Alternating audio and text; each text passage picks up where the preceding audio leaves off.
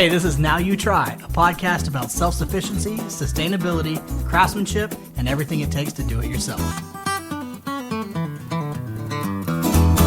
So believe it or not, I was reading. I know. What? Shock of all shocks. So I'm read too. I have things read to me. Oh, well, that's understandable. You have your 5-year-old pull some selections off the shelf. Yep. So I was reading because we're all about kind of self-sufficiency and the impact of that and everything. So I want to go to the source because you hear a lot of stuff thrown around, social media wise and in conversation about the impact of plastics, about the impact of waste, about the impact of greenhouse gases. Yeah. Like we're all aware, like there's a problem. But like anything else, I don't want to just take it at face value. I want to try to get the numbers. Sure. I want to try to figure stuff out. So, we actually both ended up reading this. So we went straight to the CDC, the Centers for Disease Control. And it kind of seems like a legit source. Seems like, right? I mean, they got an acronym. They've got to be legit, right? Yeah. But we, I kind of looked in. They have a good page on like the impact of sustainable living. And a lot of that is, honestly, it's aimed at companies. Sure. Some of it is aimed at like, average citizens like you and I and, the kind of stuff they can do, what the impact is. But I ran across some interesting stuff and I thought it may be like a lot of things cropped into my head while I was looking at these numbers, these stats about waste and how much that kind of dovetails into all our conversations about doing more stuff yourself. Yeah. And the biggest ones that stuck out to me are like the single-use plastic stuff, the plastic thing. That's all over the news and everything right now because obviously there's giant islands of trash in the ocean and like landfills are a mess. Like so in like 2017, plastic waste totaled over 335 million tons worldwide. That's a lot. That's a lot. And especially considering how little individual plastic pieces weigh. You're right. That's a really good point. And a lot of that's plastic bags, probably, which are like weightless and don't register a weight. That's like a ton of feathers, right? Think about how many feathers. Yeah, a ton of feathers. Like how tightly packed does that have to be to weigh anything? Yeah. And then a lot of that is it's packaging. Like that was. I guess it's not shocking, but it's one of those things like, oh yeah, like it wakes you up to it. Like it's packaging. It's just the stuff that stuff comes in. Yeah. Is that ends up being a lot of it. And so what I wanted us to really kind of dig into is not so much a feel-good message or like, what can we do? You know? Like, because I just don't think we're those guys. Like, I think you're certainly environmentally conscious, and I try to be as best I can. But at a certain point, we are doing this stuff for a lot of reasons beyond the environment. So, like, what is the kind of stuff in your mind that we've been talking about that, like, hits that on the head? Like, what kind of practices, what kind of things actually do end up having an impact on plastic waste and use and that kind of stuff? Yeah, I mean, a lot of people will think that, just one person stop using one thing is not going to make that big a deal. Yeah. Right? And they're in the grand scheme of things, you're not wrong. Yeah, if I stop using straws as an individual, that's not going to fix the plastic islands in the Pacific Ocean. Sure. Right. But making small changes as much as you can. Like I don't use straws as much as possible. You go out to eat at a restaurant, they offer you a straw. I don't take it. Sure. Right? If I can. You drink out of the glass like an adult instead of a baby? Sure, exactly. Yeah. So that's an option, right? When I go to the store, if I just buy like 2 zucchinis, I don't put them in a little bag. Yeah. Right? Just little things like that. And that stuff's easy. Use reusable plastic bags, right? This is all stuff that we know. And it's the kind of thing you go, well, that's not going to make a huge difference in the grand scheme of things. But think about if most people did that stuff. Sure. Then that is going to make a big difference. 500,000 people, let's say. Sure. Like that's, you're starting to at least. That's 500,000 fewer straws in the trash. Sure. Yeah. Today. And, like from a logical standpoint, I get that. And what I wrestle with is I don't have the natural inclination. This is going to sound so bad. I don't have the natural inclination to care about that in my day to day. Now, so let me put this in I think that's important. I think people need some context that they can give a crap about. Yeah. Right? That's what makes it hard for me. Right? Yeah, that it doesn't seem like it's going to affect your life overall. But the fewer pieces of plastic we put in the ocean, the more fish there are to fish. Aha. The fewer, use reusable grocery bags, right? When you don't use reusable grocery bags, you get those plastic ones, they blow out of landfills, right? We've all seen them stuck on a barbed wire fence just flapping in the breeze, Yeah. right? Well, as it flaps in the breeze, it breaks into, I guess what they're calling microplastics, Right. and that goes everywhere. So you're breathing it, I'm breathing it, but also those elk and those deer and those antelope that we want to hunt are breathing it. Yeah. Eventually, that's going to start making a difference. That's going to start affecting the populations of those animals. Well, and Right. and so they've shown that like it was literally in a lot of regions 100% of fish and sea life that they took out of the water had plastics in their digestive tract. Yeah. 100%. Yeah. Not like most of them. 100% of all the fish they took out. So yeah, no, I get you, and that's that doesn't make for nice. I think that's what people need to do. There seems to be. I mean, there's definitely a big crossover of environmentalists and outdoor enthusiasts. There's a lot of people who conservation is becoming much more popular, which is great. I mean, I think conservation is a synonym for environmentalism in a lot of ways. But then I think you've got a lot of people. You got a lot of good old boys who Sure. are chucking their beer cans out of the tree stand and all that kind of stuff, who thinks that environmentalism is hippy dippy Yeah. garbage. And look, But that stuff is affecting those hobbies you love. it is. And Maybe not directly right now, but I think every hunter or angler that's got a kid wants their kids to be hunters and anglers. yeah, for sure. I know I can't wait, right, for my kids to really latch onto that and get excited about it. But if we're crapping all over everything, they may not get that opportunity, or their kids may not get that opportunity. Sure. Yeah. Right? Maybe it doesn't affect my kids, but it might affect their kids and their kids and their kids. Yeah, and that's true. And again, like that's an incredibly compelling case. Like that's soundbite worthy. It's hard to, and I'm not trying to argue against it, but it's really more of a perspective understanding that like I think my natural stance is not to think that way. Now, if I take my household, my wife has always been much more environmentally conscious. She's a much more conscientious. She's what you call a good person.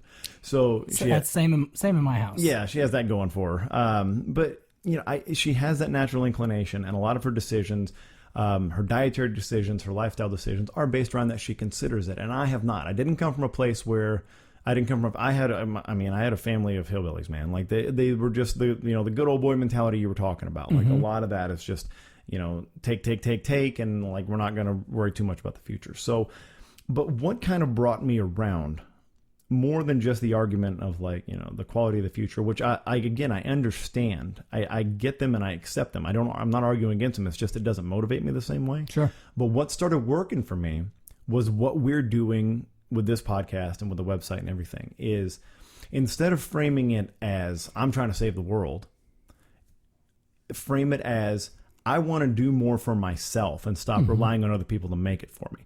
Okay. And the byproduct of people making it for you and doing it for you and delivering it to your doorstep and making it hermetically sealed is that there's a lot of plastic and there's a lot of waste and there's a lot of fossil fuels involved. Yeah, that's the packaging. There's a lot of waste involved with that. Yeah, but fossil fuels, right? It's not just it takes fossil fuels to make those plastics, but also that stuff is produced in a plant somewhere. Right? That takes energy and fossil fuels. Then it's got to be transported to a distribution center somewhere, fossil fuels. Then it's got to stay in that distribution center for who knows how long. That's being cooled, climate controlled. Yeah. That all takes energy. Then it's transported again to your grocery store where you're actually picking it up, right? So it's not just, hey, this package of apples comes in a plastic, packaging.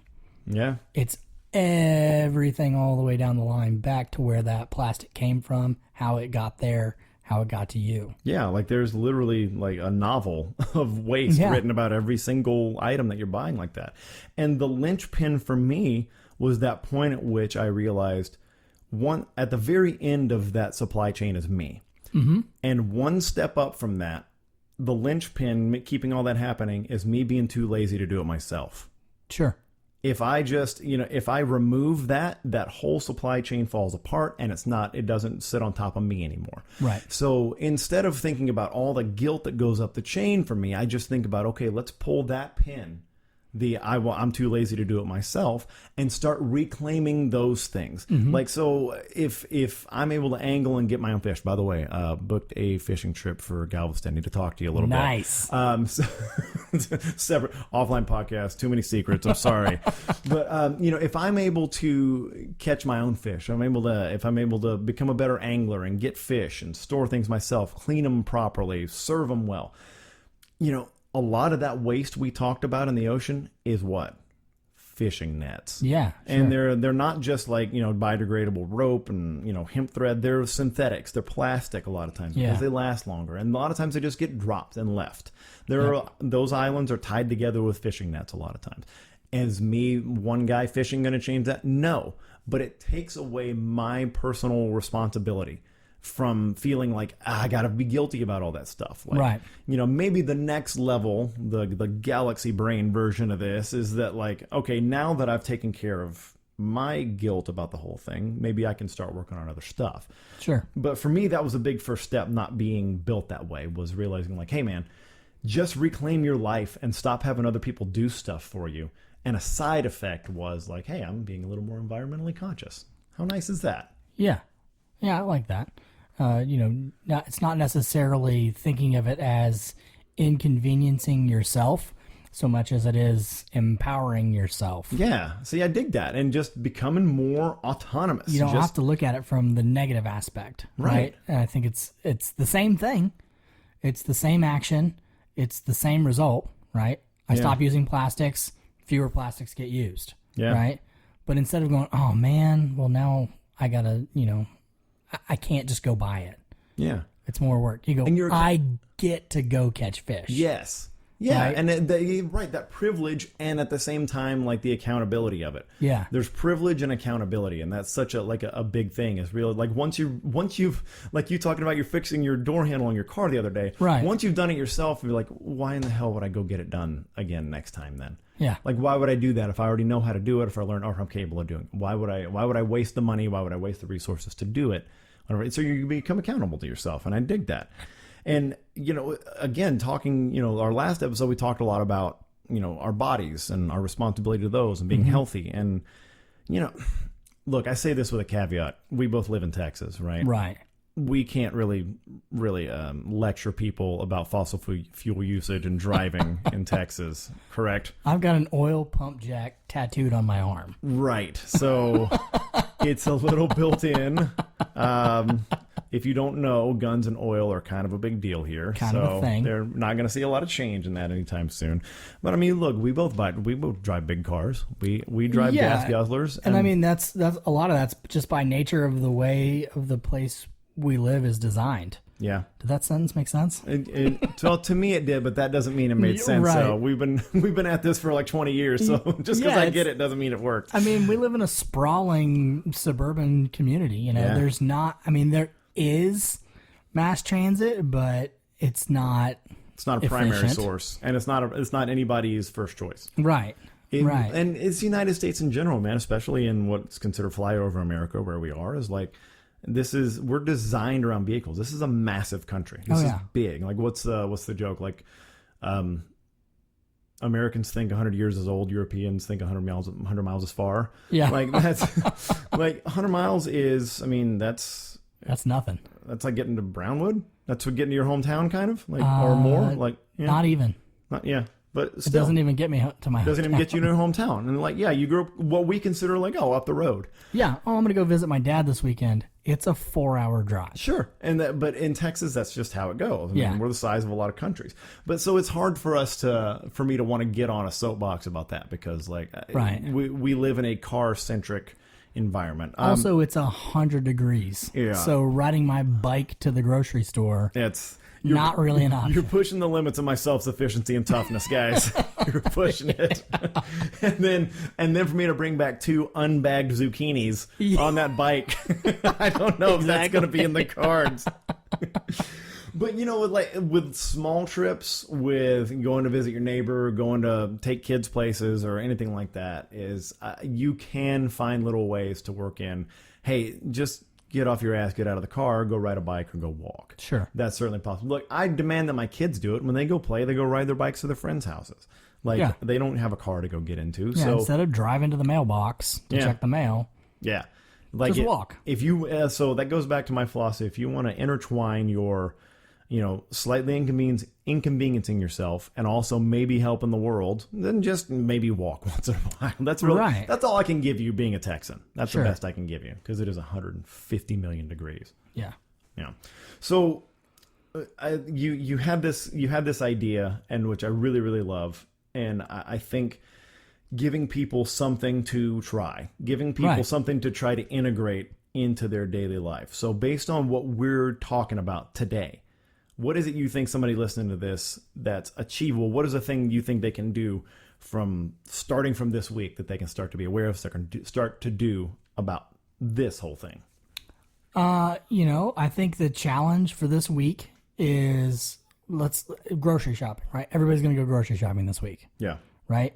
Probably multiple times because I forget stuff. Exactly. Or I eat it all before I make it to the end of the week. Or make it to the car ride home. Yeah. So I think the challenge is reusable grocery bags, right? If you don't have them, get some. You can usually get them pretty cheap. Remember to take them. Yeah. And to interject with that, don't make a local government force you to do it. Do it. Right. Don't wait until that and then gripe about it. Just you do it. Make it your choice. Make it And you know what I found? So here's that opportunity to take an inconvenience and turn it into a convenience.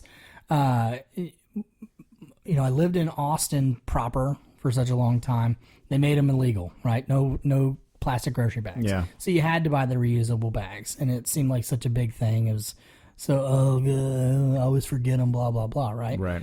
Well, I moved to Round Rock. They don't have the bag ban, so they put stuff in those bags. Okay.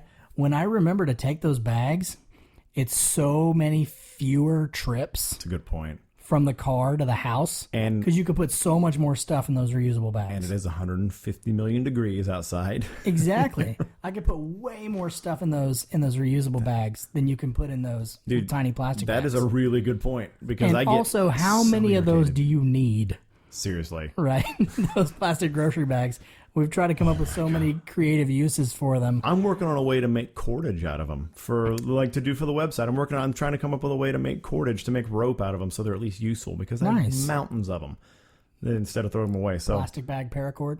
yeah, something like that. And then we So can make I think going to the grocery store, get reusable bags, remember to take your reusable bags, and then when you're in the store itself, look at how stuff is packaged, right? If you got two things sitting side by side, one comes in a plastic container, the other comes in some sort of actually recyclable container, right? Grab the one, maybe it costs 50 cents more, yeah. but think about the impact, Right. that you're saving by not buying the plastic thing. And usually it doesn't, by the way. It doesn't. Usually it doesn't cost significantly more. That's It one thing usually what we've looked at. Is just that's a convenience choice. And that's, I think, a big misconception is that people think all plastic is recyclable. It's not. Is not. No. In fact, most of it is not recyclable. It's you put in that recycle bin and you feel great about it, and you're like, it's off to the recycling center to become something cool. No, it's going to be put on a truck, driven to a larger recycling center where it's put in a shipping container, where then it's trucked to a port somewhere, where it's put on a boat and sent to Southeast Asia, and then they dump it there. Right. Where people live. Long trip to the trash can, basically, is what that So thing not is. only did that plastic thing not get recycled, but it in fact took up even more fossil fuels to get to its final destination of ruining somebody's life. Right. Yeah. So, yeah, good job. Congratulations. So think about what happens when you put stuff in that recycling bin. It's a good point. And, something that I've done before just to demonstrate for myself is, and I would recommend this, just like you're talking about being aware of your plastic usage.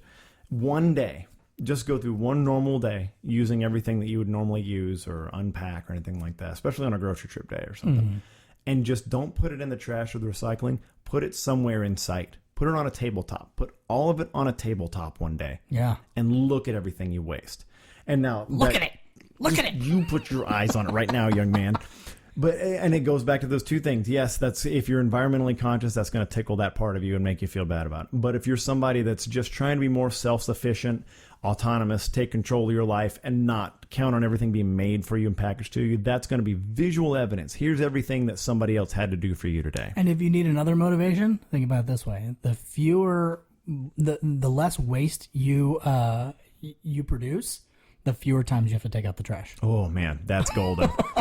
I think we worked through this entire podcast just to get to that. That's one less thing to do today. Work a little harder up front to do less work on the back end. Oh man, nailed it. All right, so Luke, you got a listener question, and this one I'm actually excited to get into. Yeah, the question came through our Instagram, a DM on Instagram. Please send us your questions. Yeah, now you try podcast at Now You Try Podcast. Yeah, send us those questions. So this question was, I'm new to Central Texas. I see you guys do a lot of hunting. How do I get access to private land? So have you tried being rich? That's that's one. That one helps a lot, just to have a lot of money. Yeah. So the reason this one excited me is because it's near and dear to our hearts, because this has been our lives for the past few years here. Is like as we've really stepped up our involvement in hunting. Yeah. Is trying to get here, and because unfortunately our ancestors did not have the foresight to pick up land when it was super cheap. Or be rich. They rich. didn't do the be rich option either. So right. We're working on that. I mean, look, we're rich in terms of the whole world, but not in Texas, all the hunting land I want kind of rich. Correct. So rich is a very relative term. Second option is have very rich friends. Barring that, Texas is not a public land state. Like we do have it, but it's less than 5%. We've got 1 million acres of public land, right. Which is 2% of the state. Yeah. So like 5% of the land that we have is like is public use land, and then around 2% of that is actually hunting land. Right. So it's rough out there for public land, but if you're in Central Texas, there are opportunities. We've partaken in them. You have things like the Army Corps of Engineers runs 2 lakes out here, Granger Lake and Lake Georgetown. And they do that all over the country. They do. And, you can find those opportunities. The good thing we have going for our friend that asked us is in Texas, we've applauded it before. We have a great website. We have a great Texas Park and Wildlife, tpwd.gov, whatever. Org. Yeah, or org. That's org, great. I'm celebrating it and don't know what it is. Yeah. But all I do is type in TPW into my browser, and then it immediately comes up. But it's a great website. It's really good, and it lists public land. It has all the drawn hunts, which are open right now, by the way. Yes. So people should be applying for those. So do that before you start really, really harping on private land. Private land can be done, in my experience, it is just a networking thing. I feel for him because he's new to Texas. Hopefully we can help him out and, come put together some trips and stuff like that, because we live in the same area. We have some access. But some of it just came from friends of friends. The biggest thing that came up when I started thinking about that is, you have to kind of, even if you're not a social media savvy person, you need to advertise that you hunt and that you're serious about it. Yeah. Because people are going to see that. They're going to see that opportunity. It's like, oh yeah, Luke's a hunter. I saw him with an oryx the other day that he shot. So yeah, he'd be interested in this or want to come out to this. That was the first thing that popped into my head. I think one thing that worked for me was just throw it out there, right? It's similar to what you're talking about, but even a more aggressive approach is straight up ask, does anybody have some land I can hunt on? Yeah. And I've been hit up out of the blue by friends that I haven't seen in a long time. They're like, oh yeah, I didn't know you were a hunter, so I got a place you can hunt. Yeah, and people want hunting buddies. They want to do it. They want to do it as a social thing. They don't just. Most people don't hoard their land. They want to do it with people. Yeah, you can also get get on Facebook and join those hunting groups. There is no shortage of those. Texas Bow Hunter. Yeah. Yeah, there's a ton. Fish Hunt Texas. There's a bunch of them out there. So get on those Facebook groups, and people are always offering opportunities. Now, again, thinking about, being rich, a lot of people are going to charge. Yeah. So if you can save some cash, and a lot of people will give you a guaranteed hunt, right? You might pay $1,500 for the weekend, but they're like, you will get the opportunity to shoot something, right? You got to make the shot. That's up to you, and you got to do your due diligence and be prepared for that. But there are lots of opportunities out there, to find those private spots.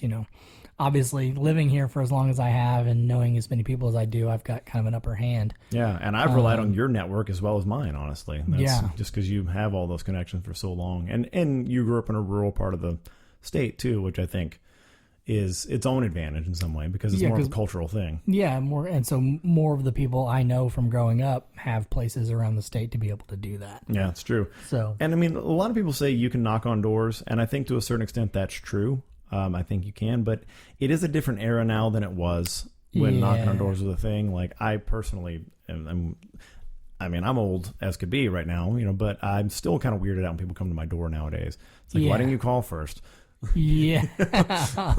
By the way, I saw a doormat online somewhere. Somebody called the perfect doormat, and it just says like, "Did you call first?" Yeah, exactly. But you still could. And one of the best tips I remember hearing was, especially if you're a bow hunter, have your bow with you. Because it's a conversation starter.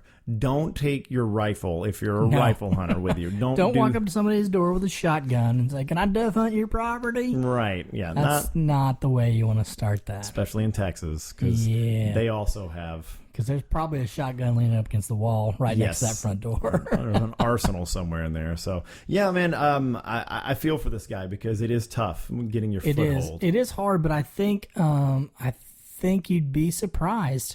Just joining some groups, getting on social media and just putting it out there. Yeah.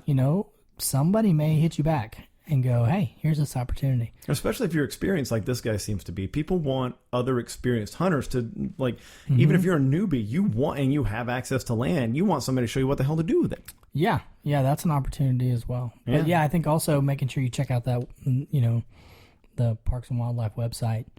And seeing what opportunity, because they also will list out leasing opportunities. Yeah, they do. They have on their website. Yeah, and in some ways that's kind of, I know for some leases that's kind of a last resort place, but they're still on there. I mean, I found some decent ones that they put out. So yeah, and we didn't even talk a lot about leasing. That's true. We didn't. There are websites dedicated to just that, like Texas hunting leases. There's several of them. If you just Google for a bunch of different sites that have that, there are places you can look for leases. Some you got to pay a membership to be a part of those sites, but yeah, Texas Park and Wildlife has those too. We're both members of like the Central Texas. Like hunting leases where people like post, but the Facebook group that one's rough because that will discourage you because the people that are on there they got high dollar leases, right? It really will discourage you and thinking like, man, this is just for rich people, and it feels that way sometimes. It does feel that way sometimes, for sure. Yeah, but I don't know. Try having more friends, I guess. My advice to this guy as well. Mm-hmm. Thanks for listening to the Now You Try podcast. Check out content related to this episode and all other episodes, or contact us with questions at nowyouTry.com.